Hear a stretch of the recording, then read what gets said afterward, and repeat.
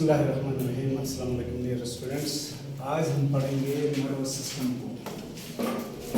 Nervous system तो यहाँ direct कहा गया है, लेकिन अक्सर बड़ी क्लासेस में जाएंगे तो ये इस तरह नहीं लिखा होगा, इसके बजाय लिखा होगा कंट्रोल एंड कोऑर्डिनेशन।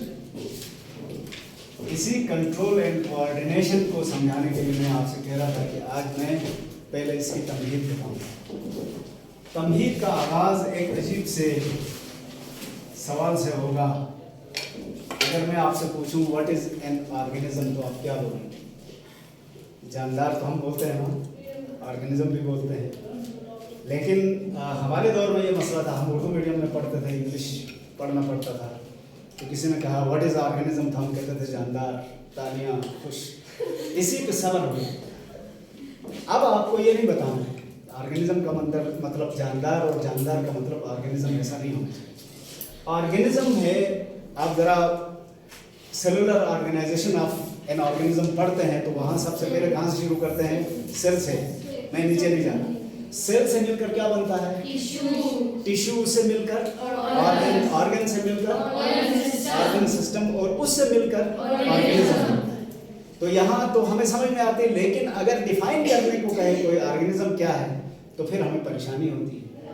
तो इसलिए मैं पहले ऑर्गेनिज्म डिफाइन करूँ। An organism is a unit of coordinated organ system. क्या मतलब हुआ? ऑर्गेनिज्म दरअसल कई ऑर्गन सिस्टम का एक मजमुआ है, एक इकाई है, एक यूनिटी है, एक यूनिट है, जिसमें हर ऑर्गन सिस्टम एक दूसरे की बर वक्त मदद करने के लिए तैयार है। गौर करें बेटा मेरी बात पर। A unit of organ systems which are coordinated with each other, उसको ऑर्गेनिज्म कहते हैं। अब इन बातों का क्या मतलब है?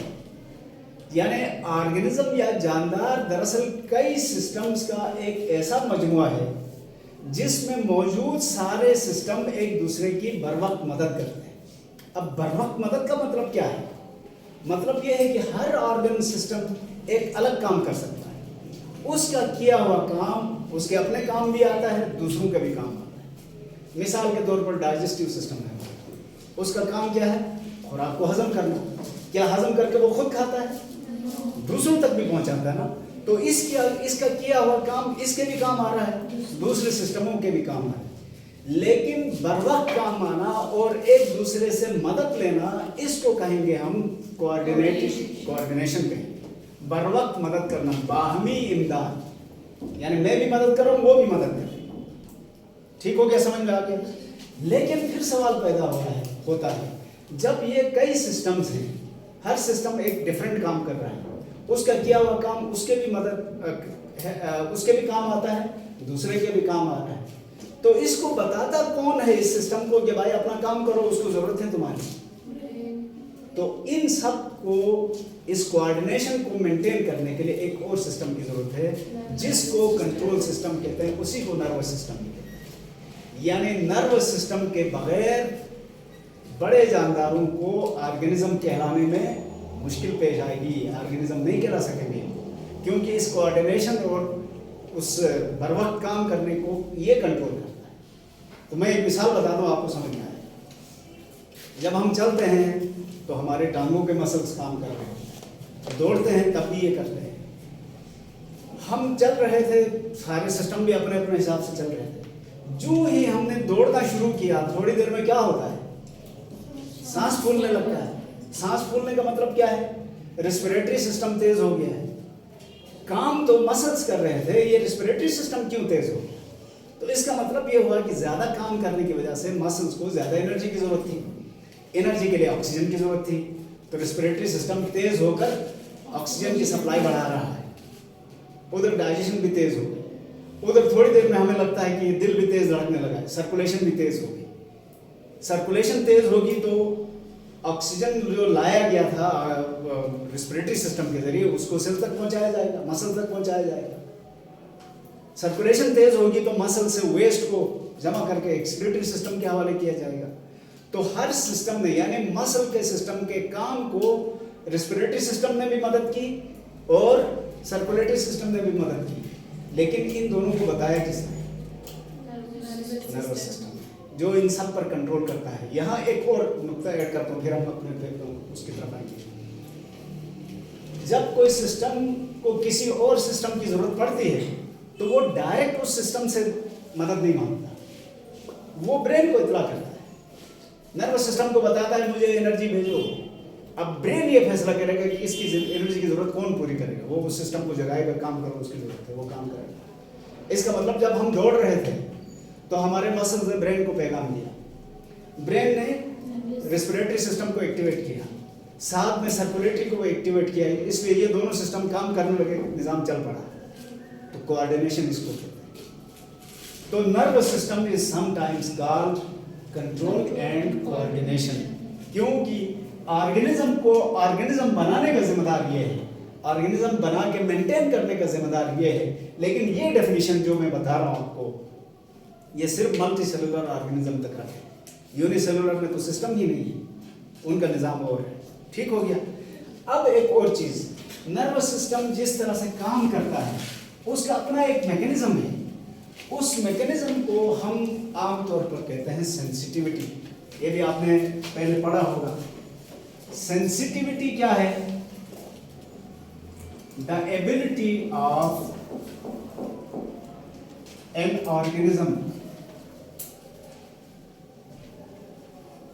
To detect changes in the environment and respond accordingly. Respond accordingly. इसको सेंसिटिविटी कहते हैं।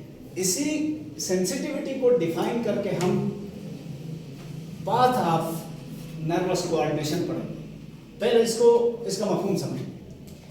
एक जानदार है, उसकी ये सलाहियत कि इस सलाहियत की मदद से वो अपने अंदर और बाहर के माहौल में होने वाली तब्दीलियों को महसूस करता है और उसी की मुनासबत से जवाब देता है। रिस्पॉन्ड अकॉर्डिंगली का मतलब क्या है? भूख लगे तो खाना खाओ, प्यास लगे तो पानी पियो, डर लगे तो चल पड़ो, नींद आए तो सो जाओ।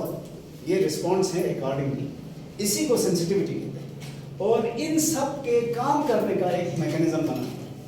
इसका आगाज कहां से होगा? रिसेप्टर से। सबसे पहले रिसेप्टर्स, इनसे पैगाम पहुंचेगा CNS तक। इसी CNS को कोऑर्डिनेशन सेंटर भी कहते हैं।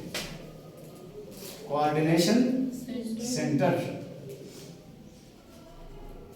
यहां से ये मैसेज पहुंचेगा इफेक्टर तक, और इफेक्टर क्या करेगा? रिस्पॉन्स शो करेगा। यहां मैंने एक पॉइंट मिस किया, रिसेप्टर से पहले स्टिमुलस। इन सब को एक एक करके पढ़े। बुक वाले ने यहां से शुरू किया रिसेप्टर से, मैं यहां से शुरू करता हूं। स्टिमुलस, उर्दू में इसको कहते हैं मुहर्रिक। मुहर्रिकात सुना होगा, मुहर्रिक।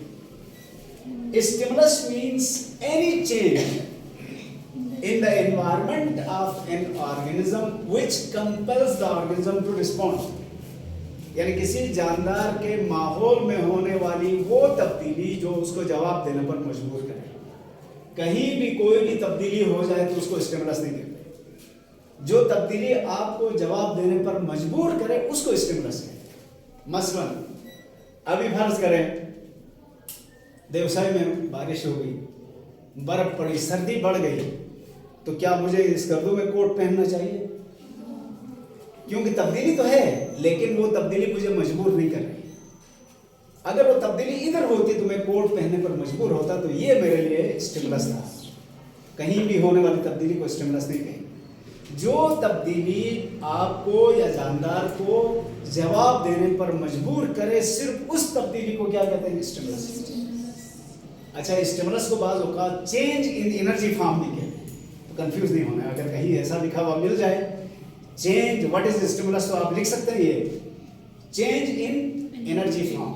एनर्जी की किसी शक्ल में तब्दीली। मिसाल के तौर पर आप सो रहे थे, धूप पड़ी, धूप एक एनर्जी है, पड़ती रही देर तक इधर, तो आपको गर्मी महसूस हुई, ये गर्मी अब आपको स्टिमुलस है, एनर्जी चेंज हुई ना, वगैरह वगैरह। बस अच्छा, इसके बाद है रिसेप्टर। यहाँ से भूख का आगाज हो गया। मैं बाद में तफसील बताता हूँ, फिलहाल ये याद रखें, a cell ending are an organ. ये एक पूरा बड़ा ऑर्गन भी हो सकता है, सेल भी हो सकता है, टिश्यू भी हो सकता है, और सेल का कोई हिस्सा हो सकता है जो 3 काम करता है। बेटा सुन रहे इसको, which identifies, receives and conveys a stimulus to CNS। Receptor या ट्रांसड्यूसर एक सेल हो सकता है, एक ऑर्गन हो सकता है, एक सेल की एंडिंग हो सकती है, जो एक खास स्टिमुलस को पहले पहचानेगा, फिर उसको रिसीव करेगा और कहाँ पहुंचाएगा, CNS तक। उसको रिसेप्टर कहते हैं। मसलन कान हमारा एक रिसेप्टर है, ये ऑर्गन है। नाक हमारा एक रिसेप्टर है, एक ऑर्गन है। बाज सेल के हिस्से होते हैं, वो भी रिसेप्टर्स हो सकते हैं, जिनकी ड्यूटी क्या थी कि खास स्टिमुलस को पहचाने, रिसीव करें और आगे बढ़ा दें। ये पहचानना क्यों जरूरी है? असल बात ये है कि कोई भी रिसेप्टर किसी भी स्टिमुलस को रिसीव नहीं कर सकता। हर स्टिमुलस के लिए अलग रिसेप्टर मखसूस है। मसलन हम कान से सुन तो सकते हैं, देख नहीं सकते, आंख से देख तो सकते हैं, सुन नहीं सकते, तो ये स्पेशलाइज्ड है। समझ आ गया? रिसेप्टर क्या काम करेगा?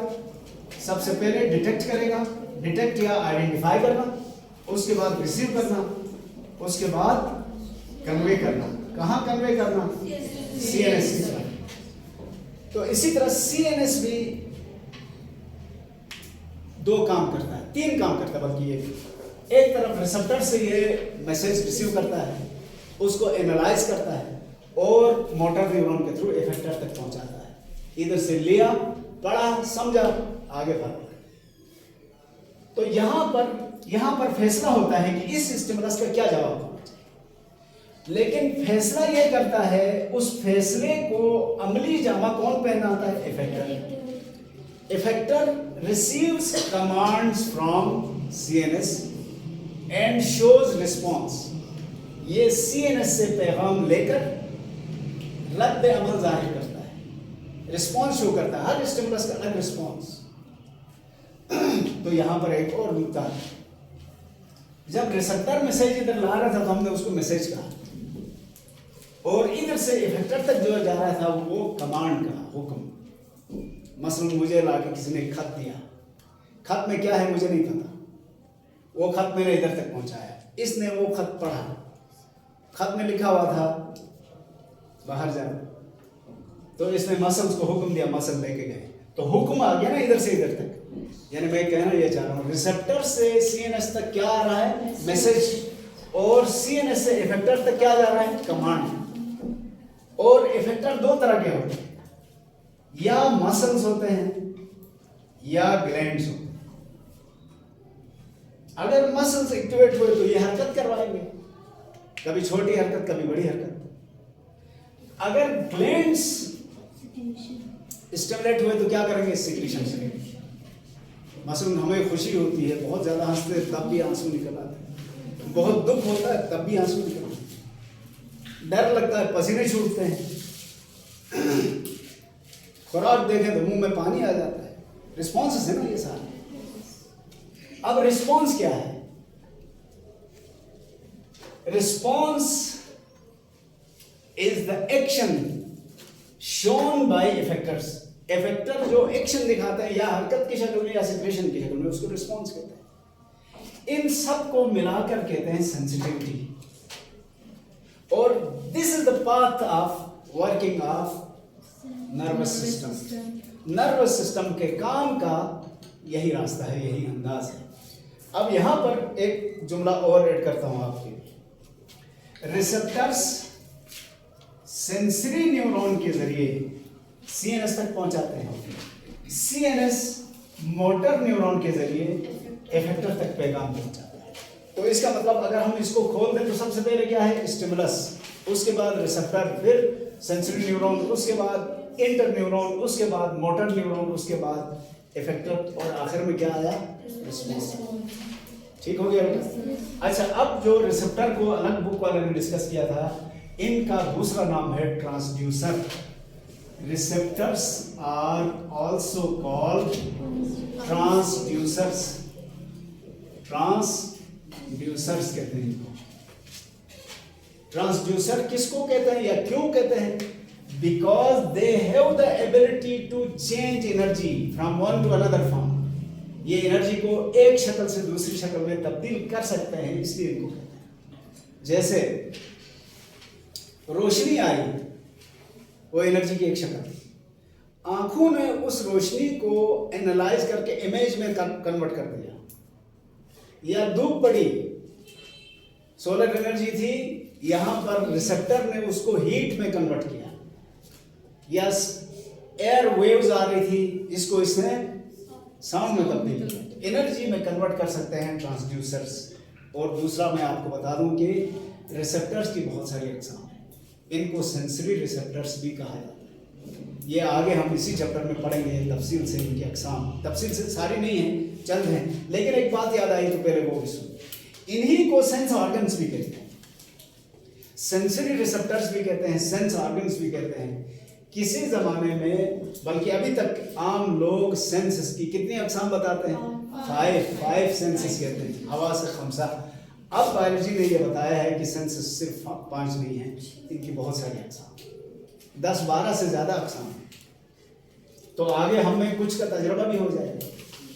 तो हवा से खमसा कम है, ये तो बहुत पुरानी क्लासिफिकेशन है। अब इन सेंसेस की अक़साम बढ़ गई हैं या आइडेंटिफाई किए गए हैं। 5 सेंसेस तो सिर्फ स्किन में है, touch, pain, pressure, heat, cold. 5 senses तो सिर्फ स्किन में। बाकी विजन, टेस्ट, स्मेल, हियरिंग, ये तो और इजाफी हो गया ना। मैकेनो रिसेप्टर्स, फोनो receptors, photo receptors, chemo receptors, इनकी अक़साम है। तो हमें ज़्यादा फैलने की ज़रूरत नहीं होगी, जो कोर्स में मेंशन है हम सिर्फ उन तक अपने आप को महदूद रखेंगे। इसके बाद अब हमें पढ़ना है नर्वस सिस्टम का जो यूनिट था, उसको कहते हैं न्यूरॉन।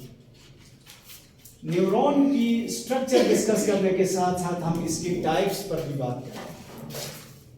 लेकिन एक और चीज आपको बता, नर्वस सिस्टम सिर्फ न्यूरॉन से नहीं बना है। फंक्शनल यूनिट तो हम इसको कह सकते हैं, स्ट्रक्चरल यूनिट नहीं कह सकते, क्योंकि न्यूरॉन के साथ कुछ और तरह के भी सेल्स होते हैं जिनको न्यूरोग्लिया कहा जाता है। यानी मैं आपको बता दूं कि नर्वस सिस्टम किससे बना है, तो आप क्या कहेंगे? Neurons and neuroglia. इनमें से न्यूरॉन स्ट्रक्चरल और फंक्शनल यूनिट है, जबकि न्यूरोग्लिया सिर्फ स्ट्रक्चरल यूनिट है, न्यूरॉन की हिफाजत के लिए या उसके मददगार हैं। तो खाली न्यूरॉन को यूनिट कहना मुनासिब नहीं है, लेकिन अक्सर इसी न्यूरॉन को यूनिट कहा जाता है। Neuron is a mature cell. ये एक सेल है जो स्पेशलाइज्ड हो चुका है, और इस सेल में 3 अहम चीजें हैं। इसका जो मरकजी पार्ट है उसको हम सेल बॉडी कहते हैं। दूसरे इसके डेंड्राइट्स हैं, और तीसरे इसके एक्सोन्स हैं। तो एक न्यूरॉन के कम से कम ये 3 हिस्से होते हैं। क्या क्या होता है? Cell body, dendrites and axons. लेकिन इसको पढ़ने से पहले एक और चीज हम बता दें ताकि हमारा मसला आसान हो जाए। एक सेल में क्या होता है? सबसे बाहर सेल मेम्ब्रेन, उसके बाद साइटोप्लाज्म, उसके बाद न्यूक्लियस, उसके बाद दीगर ऑर्गेनल्स इधर होते हैं। तो तब हम इसको कहते हैं एक सेल। मैं दोबारा बता दूं, एक सेल की डेफिनेशन जब भी आप करते हैं तो आप क्या कहते हैं? A cell should have at least 4 components. एक सेल कहलाने के लिए 4 शर्तें हैं: सेल मेम्ब्रेन, साइटोप्लाज्म, राइबोसोम्स और न्यूक्लियस। कम से कम ये होगा तो सेल कहलाएगा, इससे कम तो सेल नहीं कहलाएगा। लेकिन इससे ज्यादा हो जाए तो कोई हर्ज नहीं है। तो न्यूरॉन एक सेल है, और इस सेल में जिस जगह न्यूक्लियस हो उसको सेल बॉडी कहते हैं। और इस सेल मेम्ब्रेन एक्सटेंडेड होती है, इस तरह एक्सटेंशन से। इन एक्सटेंशन की अक़साम है, कुछ को डेंड्राइट कहते हैं, और कुछ को एक्सोन कहते हैं। तो मैं आपको एक फर्क बताता हूं फिलहाल। सेल बॉडी और इन एक्सटेंशन में सिर्फ किस चीज का फर्क है? न्यूक्लियस का फर्क है। यानी इन एक्सटेंशंस के अंदर भी साइटोप्लाज्म भी है, ऑर्गेनल्स भी हैं, राइबोसोम भी, सब कुछ है। सिर्फ क्या नहीं है? न्यूक्लियस वहां पर नहीं है। न्यूक्लियस जहां होगा उसको सेल बॉडी। ये डेंड्राइट या एक्सटेंशंस पैगाम लाने या ले जाने के लिए, तो जो सेल बॉडी की तरफ पैगाम लाए वो डेंड्राइट, जो सेल बॉडी से पैगाम को बाहर ले जाए वो एक्सोन। इनका साइज छोटा बड़ा हो सकता है, कभी ये दोनों बराबर होते हैं, कभी डेंड्राइट छोटे एक्सोन बड़ा होता है, कभी डेंड्राइट बड़े और एक्सोन छोटा। इसी तरह एक और लफ्ज इस्तेमाल होता है, वो इधर भी हो सकता है इधर भी हो सकता है, निजल्स ग्रेन्यूल। निजल्स ग्रेन्यूल्स, ये निजल्स ग्रेन्यूल्स जो न्यूरॉन के अंदर पाए जाने वाले एंडोप्लाज्मिक रेटिकुलम में, उनको कहा जाता है। ठीक हो गया। अभी हमने बेसिक्स समझने की कोशिश की। न्यूरॉन्स का काम क्या है? अब सवाल ये काम, मैंने पूरी तफसील नहीं बताई, अभी बताऊंगा आपको। न्यूरॉन 3 काम कर सकता है। पैगाम ला सकता है, पैगाम ले जा सकता है। 2 हो गए। यानी मैं ये 2 इसलिए कह रहा हूं कि जो न्यूरॉन मैसेज ला सकता है वो ले जा नहीं सकता, जो ले जा सकता है वो ला नहीं सकता। और तीसरा काम है जजमेंट करना, एनालिसिस करना। तो एक न्यूरॉन कितने काम कर सकता है? 3। मैसेज लाना, मैसेज ले जाना और एनालिसिस करना। तो इसी हिसाब से न्यूरॉन की 3 अक़साम हैं। जो मैसेज लाता है सेंसरी न्यूरॉन, जो ले जाता है मोटर न्यूरॉन, जो एनालाइज करता है इंटर न्यूरॉन भी कहते हैं, एसोसिएशन न्यूरॉन भी कहते हैं या एसोसिएटेड न्यूरॉन भी कहते हैं।